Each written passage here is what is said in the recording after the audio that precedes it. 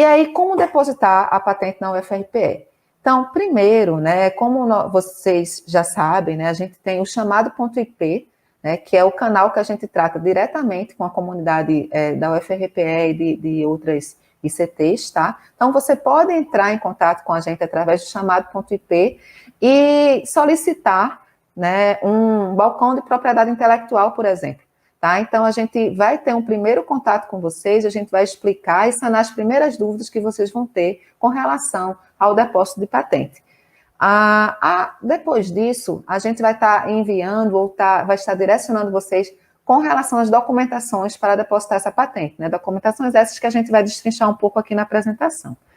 E aí, vocês vão preencher aqueles documentos, né, trabalhar em cima da patente de vocês, e depois que esse documento estiver certo, a gente solicita que vocês enviem essa documentação para a gente, para que a gente possa avaliar, tá, e dar um feedback para vocês com relação a alguma possível alteração, tá? Então, como é que a gente faz? Assim, a gente costuma, às vezes, andar por dois caminhos. A gente pede que vocês preencham a documentação e mandem para a gente avaliar. Nesse meio termo, se o pesquisador, o inventor, estiver com um pouco de pressa, né, para depositar logo a sua patente, a gente solicita que ele abra um processo endereçado ao NEI, né, aqui na sede, por aquele e-mail que muitos de vocês conhecem, processo@ufrpe.br, e aí ele abre um processo endereçado ao NEI, porque a gente já começa a fazer alguns trâmites internos com relação a pagamento, etc., que são feitos. Tá? Mas não se preocupe que tudo isso, quem resolve somos nós. Então, quando a gente está fazendo esse processo interno de pagamento da patente de vocês, a gente também está avaliando a patente de vocês e pode ganhar tempo com isso, dar um feedback para vocês fazerem as correções, caso seja necessário. Quando a gente tiver com o processo pago, a gente vai e deposita o pedido de patente, né, de vocês, tá ok? Um tópico que eu acho muito interessante que a gente resolveu trazer para cá é que a gente sempre deixa muito claro no início das nossas conversas de explicação sobre patente, é com relação às buscas, né, com relação ao que a gente chama, né, no meio das anterioridades. Então, é muito importante que o pesquisador faça busca em sites, né, a gente trouxe aí alguns exemplos de sites que são... Que tem dados extremamente importantes com relação a patentes nacionais e internacionais. Para quê? Para que o inventor ele não caia naquela problemática que a gente falou de requisitos de patenteabilidade, que é a novidade. Tá? Então, você pode ter tido uma ideia que outra pessoa já teve e essa ideia já está, né, depositada. Já existiu o estado da arte, né, o estado da técnica, melhor dizendo, tá, daquela ideia. Então, é importante que você faça uma busca, né, nessas principais bases de dados que estão aqui elencadas. A gente vai deixar esse link também na descrição do vídeo para vocês. E essa busca ela vai ajudar assim, de forma muito significativa, né, não só para vocês conhecerem o estado da técnica, mas também para vocês usarem como referencial teórico na própria escrita da patente de vocês. Então, é muito importante essa busca preliminar.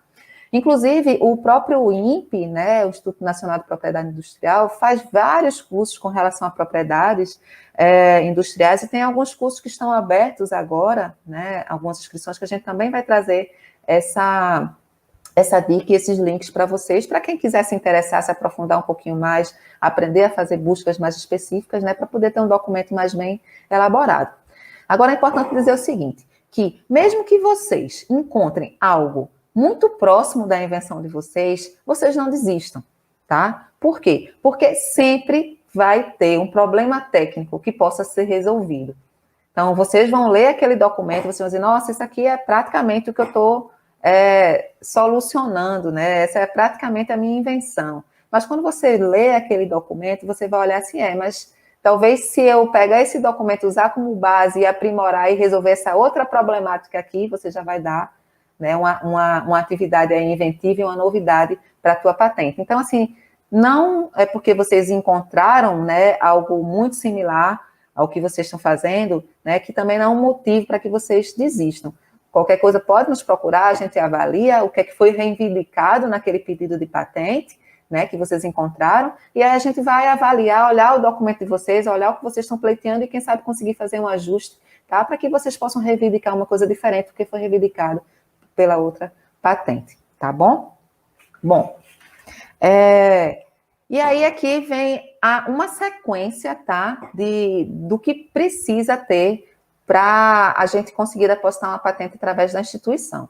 Então, esses documentos aqui, em sua maioria, são documentos que vocês encontram no site do INPE, tá? E encontram também, né, no nosso site, tá? Mas são documentos, minha gente, autoexplicativos.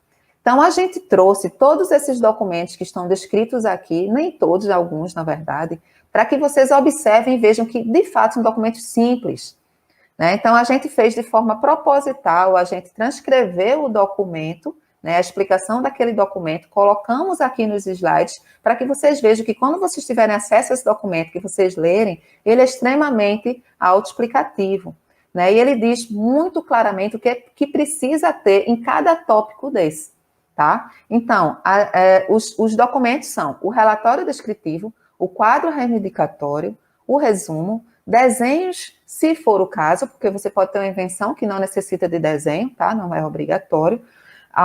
Esses 4 documentos que eu falei agora são documentos do INPE, tá? Então, são modelos já preconizados pelo INPE, que tem até no site Minha Primeira Patente. O relatório de invenção é um documento nosso interno, que eu vou explicar depois para vocês, né, o motivo dele, né, e alguns detalhes que eles trazem de questionamentos para vocês. Tá? E o número 6, que é a listagem de sequência ou SIGEM, é um documento também que é solicitado pelo INPE, tá? Só que, assim, também se for o caso, porque se você estiver trabalhando com algum produto que não tem uma listagem de sequência, uma listagem de aminoácidos, por exemplo, então você não vai precisar.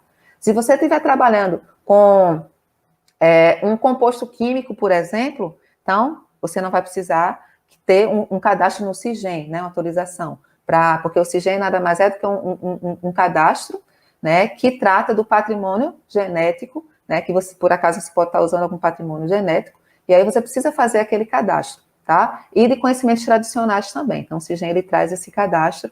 Então, se você não estiver trabalhando com nada nessa área, né, então a gente tem muitos patentes depositados na área química mesmo, química pura, então, né, muitas vezes isso aí não é necessário, tá ok?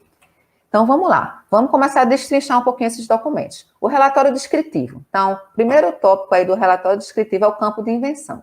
Então, o que é que você precisa descrever aí? Descrever o setor técnico no qual se refere a sua invenção. Então, qual é o setor? Eu vou puxar um pouco aqui a sardinha aqui para o meu lado. Eu sou da área de engenharia de pesca, né? Então eu trabalho com aquicultura, trabalho muito com a parte da alimentação de peixe e camarões, então o meu setor técnico vai ser a área de nutrição e alimentação de peixe e camarões. Tá? Então a gente vai descrever esse setor técnico. E dizer também se a sua invenção pode ser, melhor dizendo, se a sua invenção ela pode ser aplicada em mais de um setor técnico, você precisa citar todos aqueles setores. Então, por exemplo, se eu trago um alimento, né, um insumo alimentar, mas que esse insumo ele pode também tratar ou melhorar a questão da sanidade daquele meu animal, então eu também posso trazer esse setor dentro do meu campo de invenção, tá ok? Então, esse é o primeiro tópico do relatório descritivo. Seguindo ainda no relatório descritivo, a gente tem aqui os fundamentos da invenção. Então, o que é que a gente precisa escrever aqui? A gente precisa escrever aquilo que eu comentei com vocês, o estado da técnica relacionado à sua invenção. Então, o que é o estado da técnica? É o que já existe, que é muito próximo à sua invenção. Então, como é que você consegue esse estado da técnica? Com aquela busca prévia, né, de anterioridades, tá? Que você pode fazer naqueles sites, né, que a gente mostrou para vocês no slide anterior. Tá? E aí, assim, é interessante que vocês tragam as características mais importantes desses inventos. Tá? Vocês podem escrever bastante nos fundamentos da invenção, mas também é desnecessário, né, que vocês tragam, talvez, documentos que não somem, né, na tua proposta. Tá? Então, você pode escrever, obviamente, você pode ter o texto muito grande, mas tem que ter esse discernimento de fato, trazer o que mais for conveniente e o que mais está próximo e que tem essas características, tá, próximas da tua invenção. E aí, o que é que você vê? Então, você já mostrou para as pessoas, né, o estado da técnica. E aí, agora você vai dizer qual problema técnico não foi solucionado pelo estado da técnica. né? Então, você não já descreveu tudo que o estado da técnica tem, mas aí você diz, ó, o estado da técnica já fez isso, já fez aquilo, mas ainda não solucionou tal coisa. E essa tal coisa é justamente, né, o que a tua invenção vai resolver, certo? Então, por isso que é muito importante esse embasamento teórico, porque os avaliadores de patente vão ver que você fez essa busca e vão avaliar, né, a qualidade do teu produto ali, né, esse diferencial, esse requisito de novidade do teu produto, né, porque você já fez uma busca prévia e aí você só vai dizer, ó, todo mundo fez isso, mas eles não resolveram isso aqui, então eu estou aqui para resolver, tá? No caso, se tiver desenhos, né, a gente falou que o desenho nem sempre acontece, você pode trazer aí uma breve descrição dos desenhos, certo? Dentro do relatório descritivo, mas existe um documento à parte, tá, gente? Que você coloca as suas imagens ali. Mas dentro do relatório descritivo, você traz as chamadas, tá? Para aquele desenho que você vai mostrar dentro de outro documento. Ainda dentro do relatório descritivo, a gente tem a descrição da invenção. Né? Então, apresentar de forma detalhada a sua invenção. Então, você vai ter que incluir aí a sua invenção de forma detalhada, de forma que um técnico no assunto consiga replicar a sua invenção, se for o caso, tá? E aí você precisa colocar também todas as possibilidades de concretização da sua invenção. E aí ela precisa, obviamente, ser descrita de forma muito clara, de forma muito precisa, tá? Para que o examinador de patente ele possa entender o que você inventou e saber como é que a tua invenção funciona, tá ok? Então, assim, a escrita, acho que muitos dos que estão aqui assistindo essa live, vocês estão muito acostumados, né, a escrever artigo científico.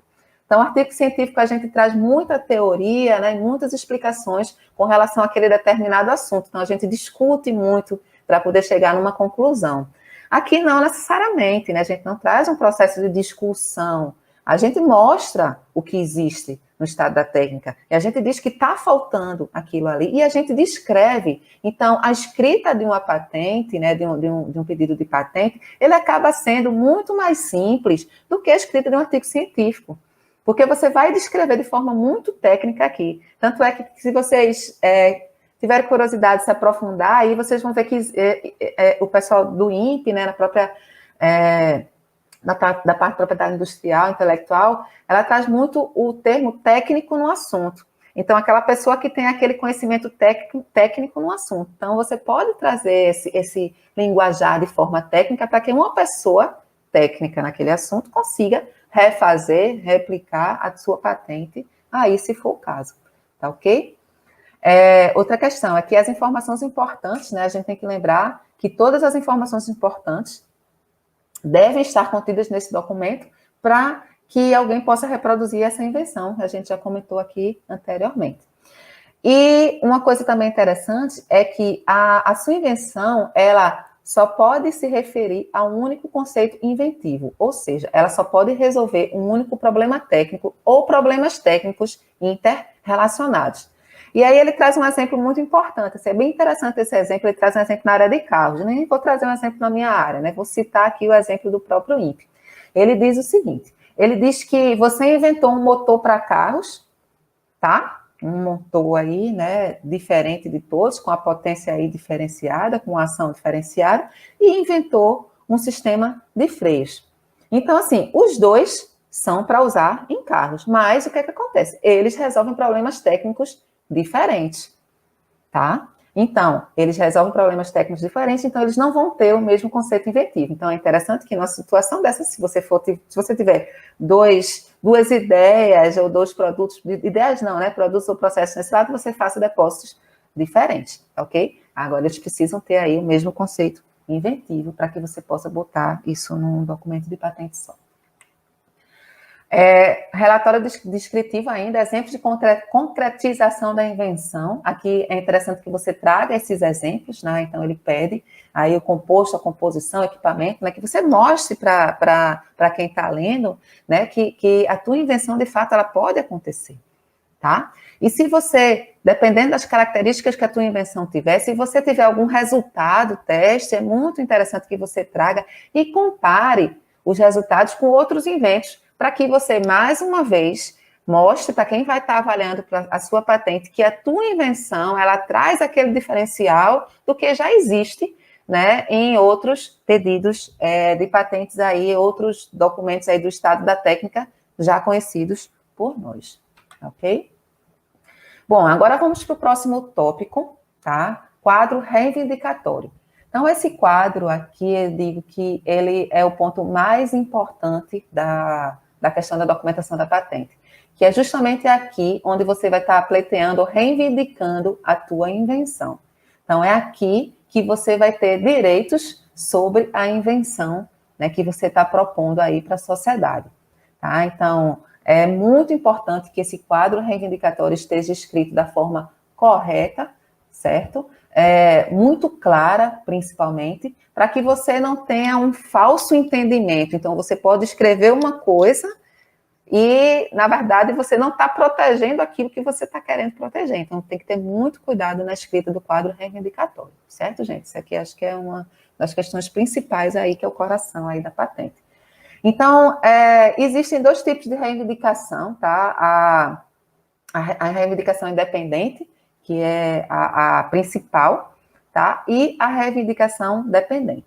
Então, na reivindicação independente, é aquela que a gente coloca as características principais da invenção, tá? O que é essencial. Então, é aquilo que tem que ter para que a invenção funcione, né? Para que a mágica ali aconteça, tá? E como é que ela é escrita? Normalmente você pode usar um preâmbulo, tá? Então, assim, tem algumas reivindicações que não trazem esse preâmbulo. O que é o preâmbulo? O preâmbulo é uma característica genérica, tá? Que você pode trazer com relação àquele teu produto. Pode ser até um pouquinho do estado da técnica.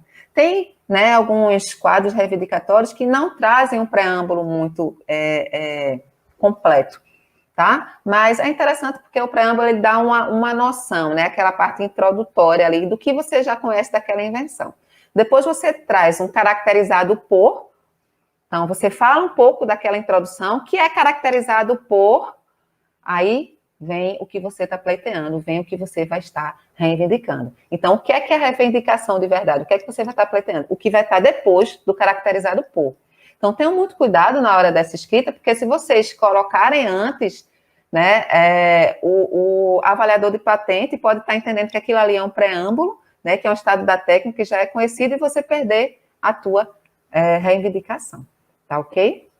Bom, e a reivindicação dependente? A dependente, ela vai indicar características que vão complementar aquela que é principal, aquela que é essencial. Quem? A independente. Tá? Então, assim, é muito importante que você tenha na cabeça tudo que é relevante ali, né? E de possíveis variações com relação à tua reivindicação principal. Tá? Então, aqui você pode colocar uma variação, né, de um composto químico. Então, eu estou protegendo, né, o creme X, que é composto por A, B e C. Tá? Então, esse A aqui, ele pode ter uma variação de tanto a tanto, o B de tanto a tanto, e aí algumas variações dessas cairiam como uma reivindicação dependente, tá? Então, é muito importante que vocês tragam essas características aí, porque isso, mais uma vez, é o que está sendo reivindicado por vocês, tá ok? E aí, a reivindicação dependente, ela vai trazer, normalmente, ela pode trazer esse preâmbulo, ela vai trazer aquela relação de dependência com o anterior, tá? Né, com a independente. Sempre que vocês forem ler uma reivindicação dependente, é importante que leia a independente primeiro, que está lá em cima. Então, você lê a independente e depois você vai lendo as dependentes, porque aí vocês vão ter realmente uma noção da reivindicação que está sendo proposta ali por aqueles inventores, tá? Então, vai ser o preâmbulo, a relação de dependência, né, com aquela que a gente falou anteriormente, a expressão caracterizada por e a tua matéria pleiteada, né? De acordo com o que tu estás reivindicando, tá? E aí essa parte aqui é interessante, né? Então, assim, se você tiver, caso seu pedido tenha mais de uma categoria de reivindicação, por exemplo, equipamento e processo, composição e uso, né? Produto, processo, tá? A gente sugere que vocês descrevam um produto e um processo em reivindicações independentes separadas, tá? Agora, tem alguns detalhezinhos com relação a isso, né? Porque quando você coloca produto e processo dentro de uma mesma patente, de um pedido de patente, você acaba deixando aquilo ali mais amarrado, né? Mais restrito, tá? E a gente até aconselha, se você tem um produto definido e um processo definido, por que não depositar duas patentes separadas? Então, a gente tem aconselhado isso, né, para alguns colegas que estão conversando com a gente. Tá? A não ser quando a pessoa não consegue, não tem tempo e tal, e já está com o documento pronto, aí tudo bem. Mas a gente sempre deixa claro que normalmente vai ter sempre uma relação de dependência ali, né? E você pode acabar restringindo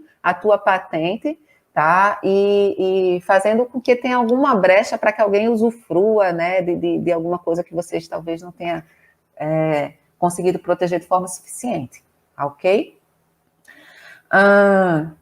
Bom, quando a invenção está relacionada a alguma matéria prevista nos artigos 10 e 18, né, que são aqueles artigos que tratam do que é patenteável e do que não é patenteável, a gente tem que ter cuidado no momento que a gente for reivindicar.